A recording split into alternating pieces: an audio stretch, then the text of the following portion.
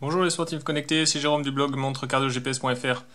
Je vous présente aujourd'hui la Suunto Spartan Sport Restart Rate, Restart HR. En fait, c'est la version triathlon avec capteur cardio-optique de la nouvelle gamme Spartan de Suunto. Alors, je vous la présente tout de suite sous cet aspect-là. En fait, vous voyez, à l'arrière, on a le capteur Valencel, qui est le capteur cardio qui équipait ou qui équipe toujours les brassards scotchés, Rhythm Plus. Donc on retrouve ici, qui est assez gros, mais bon, vous allez le voir, hein, la taille de la montre est grosse aussi. Ici, on retrouve le chargeur aimanté de la gamme Spartan. On a une montre qui est assez épaisse. En fait, elle fait quasiment l'épaisseur de la Spartan Ultra, alors que la Sport, donc la Spartan Ultra fait 17 mm, celle-ci fait 16, quelque chose, 16,5, quelque chose comme ça, alors que la Spartan Sport fait 13 mm. Donc en fait, dans une optique triathlon, c'est déjà quelque chose à prendre en compte, c'est que la version avec cardio optique est finalement assez imposante. On retrouve le design général de la Spartan, juste la couronne qui est différente. Alors différente par ces petites proéminences là, au lieu des encoches sur l'Ultra, et aussi parce qu'elle est noire. Ça c'est spécifique à la version HR, Wrist HR. Et ensuite on a les trois boutons qui aussi sont noirs, les boucles du bracelet. J'ai trouvé le bracelet très bien par rapport à l'Ultra. Il s'use beaucoup moins, le revêtement là, qui est assez doux. Par contre, en fait, il est épais, et donc c'est clair que sur le poids de la montre, en fait, il doit avoir un impact réel par rapport à des montres comme la Forerunner 935, qui elles ont un bracelet tout fin et qui sont toutes légères. Bon, c'est pas l'optique de Suunto. L'objectif, c'était pas visiblement de faire quelque chose, un modèle très compact. Sinon, en dehors des différences visuelles, en fait on retrouve le même logiciel que sur la Spartan Ultra. Donc si vous avez déjà regardé ma vidéo, eh bien vous retrouverez les mêmes widgets, les mêmes options, les mêmes menus. En fait c'est un choix qu'a fait Suunto de ne pas brider les logiciels de ces montres. Les deux principales différences sont d'une part l'absence de verre saphir, donc ici c'est un verre minéral classique, et l'absence d'altimètre barométrique qui est remplacé par un altimètre GPS, donc un petit peu moins précis. Et puis, si jamais la Spartan Ultra vous intéresse, allez regarder dans la liste des vidéos de la chaîne, vous la retrouverez, la présentation. Et si vous voulez être prévenu des prochaines vidéos, eh bien, abonnez-vous à la chaîne YouTube, comme ça vous recevrez une notification. L'écran, donc c'est le même aussi, hein, 35 mm de large, donc en fait c'est le plus grand du marché des montres de sport actuellement, avec un affichage qui va jusqu'à 7 données par écran, 320 pixels par 300, donc là aussi c'est mieux que la Fenix 5, il n'y a pas mieux actuellement. Écran tactile, alors il faut l'activer d'abord, voilà, donc vous voyez que par rapport au début de la Spartan Ultra, maintenant c'est un peu plus réactif. En fait c'est réactif sur les mouvements haut-bas, mais on a toujours des lenteurs sur les mouvements gauche-droite, donc à chaque fois qu'on valide ou qu'on fait un mouvement en retour. Sinon, on a toujours la double compatibilité GPS GLONASS. Tout ce qui est accessoires, ce sera le Bluetooth. Donc là, par contre la gamme est complète. Vous avez les ceintures cardio, les footpods, et ça va tous les accessoires vélo, et ça va jusqu'au capteur de puissance pour la course à pied, Stryd. Donc là, c'est complètement compatible. Il y a un profil spécial aussi qu'on peut définir et charger sur la montre. Du point de vue de l'autonomie, c'est là un petit peu la déception sur une montre de ce gabarit. C'est-à-dire qu'elle est grosse, on pourrait imaginer qu'il y a une grosse batterie à l'intérieur. Et en fait, l'autonomie est de 8 heures. Alors Suunto l'annonce à 8 heures en mode GPS 1 seconde. Moi, dans mes tests, je mesure plutôt 9 heures quand même, hein, même je dirais entre 8h30 et 9h30. Donc plutôt au-dessus de ce qu'annonce Suunto. Et ensuite, on a un mode 1 seconde écho à 12 heures et on monte à 30 heures avec le mode 60 secondes. Elle est rechargeable en course et là en fait le chargeur, le connecteur est assez petit et bon on perdra juste le cardio optique mais ça fonctionnera très bien. Au niveau sport, pour les activités, on a 80 sports, ce qui représente une centaine de profils sportifs sur MovesCount. Donc vous avez vraiment tout, ce que vous voulez. Là, plus vous pouvez créer des profils particuliers. Il y a des profils multisports, triathlon qui sont programmés. Cela dit, si vous voulez, on peut changer, on va le voir, on peut changer à la volée de sport pendant un enregistrement. Vous faites un appui long sur le bouton haut et vous choisissez un autre profil dans la liste. Donc si on prend un exemple pour le trail, on a ici des options, donc on peut fixer des objectifs. Pour l'instant c'est assez limité les aides à l'entraînement. On peut fixer des objectifs de durée et des fractionnés.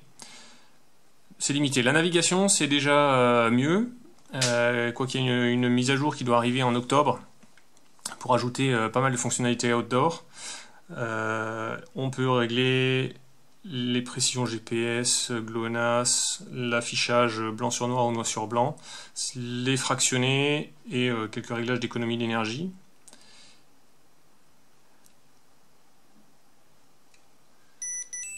Voilà, donc là on a un affichage à 5 données, le même avec les moyennes. Ce tableau-là est super bien, c'est une exclusivité Suunto. En fait, c'est un tableau des tours où vous voyez tour par tour. Donc le numéro du tour, vous aurez un écran qui s'affiche, qui disparaît au bout de quelques secondes. Et ensuite, si vous venez sur cet écran, donc qui est juste après l'écran des moyennes, vous avez à chaque tour, donc ça permet de voir votre allure et moyenne au tour et le cardio moyen au tour. C'est franchement pas mal. Suunto différencie dans MovesCount les tours automatiques des tours manuels. Là aussi, c'est une bonne implémentation de Suunto. Ensuite, il y a un graphique de la fréquence cardiaque. La navigation. Donc, on peut accéder ensuite à toutes les options de navigation. Donc là, je n'ai pas chargé d'itinéraire, mais de base, on a toujours cet écran de navigation avec les petits pointillés qui indiquent la trace qu'on a suivie. Voilà, et puis là, si on veut changer de sport à la volée, voilà, on veut passer mettons, en cyclisme.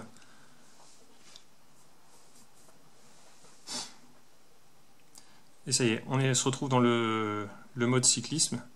Donc là, avec 7 données, donc avec les petits icônes qui donnent des indications sur ce que sont ces données. Donc c'est assez... Pendant l'enregistrement, on peut accéder aux options. Voilà. Donc ça, c'est super visuel. En fin d'enregistrement, il nous demande des sensations. Donc là, c'est pas quelque chose d'automatique, c'est pas calculé. Il demande simplement, et c'est suivi dans MovesCount, hein, quelles ont été les sensations sur cette sortie. Et vous pouvez faire un suivi dans le temps sur MovesCount pour voir si vous avez tiré un peu trop, vous avez l'impression de tirer un peu trop sur la couenne dernièrement. Vous pourrez vérifier si vos enregistrements de sensations corroborent cette impression que vous avez.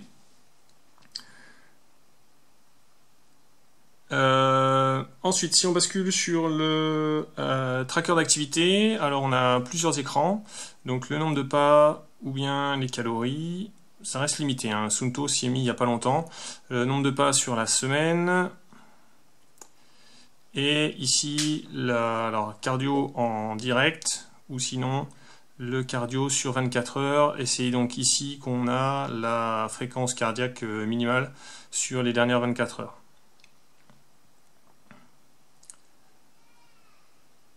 Ensuite ici on a 3 widgets sur l'entraînement. Donc ici c'est un peu c'est pas le statut de l'entraînement, mais c'est le cumulé des séances sur les 30 derniers jours. Ici on peut voir toutes les... Hop là, la récupération c'est en dessous. Ici on peut voir les résumés par ce type de sport. Et ici les entraînements que vous avez planifiés dans MovesCount. Dernier widget, c'est la récupération. Quand on monte, la navigation, c'est pour les itinéraires, etc., vos points d'intérêt, sans lancer d'activité. Le journal d'activité, où vous voyez en couleur les activités qui ont été transférées dans MovesCount, en gris, celles qui n'ont pas encore été synchronisées. Un chronomètre. Alors c'est tout bête, mais il y a pas mal de montres de sport qui n'ont plus qui ont un peu oublié cette fonction de chronomètre simple, sans enregistrement d'activité, et puis ensuite les paramètres. Voilà, c'est tout ce qui est tracker d'activité, c'est assez limité dans MovesCount. Je pense que ça va évoluer au fil des mises à jour. On a bien sûr les smart notifications, mais là c'est encore plus limité. En fait, la notification s'affiche à l'écran, donc c'est complet, hein, ça va de l'appel téléphonique aux SMS, aux applications comme WhatsApp. Mais ce qu'il y a, c'est que au bout de, alors je vais pas chronométrer exactement, mais au bout d'une quinzaine de secondes, la notification s'efface et il n'y a pas moyen de retourner la chercher dans un historique. Donc voilà, si je dois conclure, si vous avez trouvé cette vidéo intéressante, laissez-moi un petit pouce vers le haut. C'est toujours appréciable de recevoir ces petits retours. Tout comme en ce moment, je reçois plein de messages de gens qui me disent merci pour les conseils et pour les infos qu'ils ont trouvées sur le blog ou sur cette chaîne. C'est une montre qui a été lancée avec un meilleur timing que la Spartan Ultra. La Spartan Ultra, ça a vraiment été des déboires pendant 6 et même 12 premiers mois. Là, celle-ci est déjà plus aboutie, utilisable. C'est pas fait pour un geek, genre en course à pied. La seule métrique un peu spéciale que vous aurez, c'est la cadence de course à pied, c'est tout. C'est achetez-la pour les fonctionnalités qu'elle a maintenant, en sachant qu'elles vont évoluer. Suunto dit que maintenant ils vont faire un rythme de mise à jour d'une mise à jour logicielle tous les 3 mois, mais ils n'ont pas de calendrier sur lesquels ils communiquent. Donc vous ne saurez pas ce qu'il y aura dans la prochaine mise à jour dans 3 mois. Donc c'est une montre multisport qui est assez sympa, qui a l'avantage d'avoir le cardio optique pour un peu moins cher que la Spartan Ultra. Le seul inconvénient, c'est que du coup il n'y a pas d'altimètre barométrique. Ça, chez Suunto, dans la gamme Suunto, vous n'aurez pas l'altimètre barométrique et le capteur cardio. Mais sinon, et d'allure générale, franchement c'est une belle montre. La version All Black là, comme j'ai déjà dit plusieurs fois, hein, et d'habitude j'aime bien l'affichage en sport, notamment l'affichage des numéros, des chiffres noirs sur l'écran blanc. Mais là j'ai pas pu m'y résoudre. Franchement, l'écran noir sur la All Black, ça rend quand même bien. Allez, à plus tard sur la chaîne, abonnez-vous, lâchez un petit pouce vers le haut.